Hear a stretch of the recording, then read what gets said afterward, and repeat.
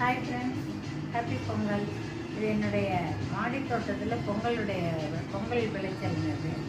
இது மங்களகரமாக முதல்ல நான் காட்டுறது இது மஞ்சள். ரெகுலராக நம்ம சமையலுக்கு உபயோகப்படுத்தக்கூடிய மஞ்சள், இஞ்சி, மாங்காய் மஞ்சள், கஸ்தூரி மஞ்சள், இதையெல்லாம் நான் பூஜைக்கு தேவையானதை ஒரு பேக்லேருந்து எடுத்தேன். அதில் இருந்தது இதெல்லாம் இன்னும் இருக்குங்க மாடியில். இது மூக்குத்தி அவரைங்க. கிட்டத்தட்ட ஒரு 1/2 கிலோ 3/4 கிலோ இருக்கும் அந்த மூக்குத்தி அவரை. இதுவும் மாடியில் இருந்தது. இது கத்திரிக்காய். இந்த வெள்ளை கத்திரிக்காய் ஒரே செடியிலேயே நிறைய இருந்தது. ஒரு 1/2 கிலோ கத்திரிக்காய் சமையலுக்கு உபயோகப்படுத்தும் போது பொங்கல் சமயத்தில் மீதி உள்ள கத்திரிக்காய். இதுவும் ஒரு செடியில் காய்ச்ச காய்ங்க. இந்த செடி எப்போதுமே 15-20 காய் காய்க்கும் எப்போதுமே.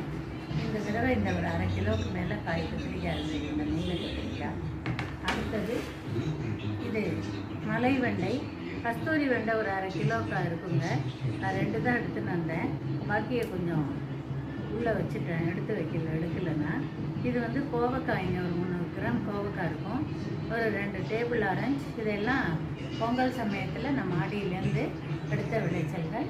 Happy gardening.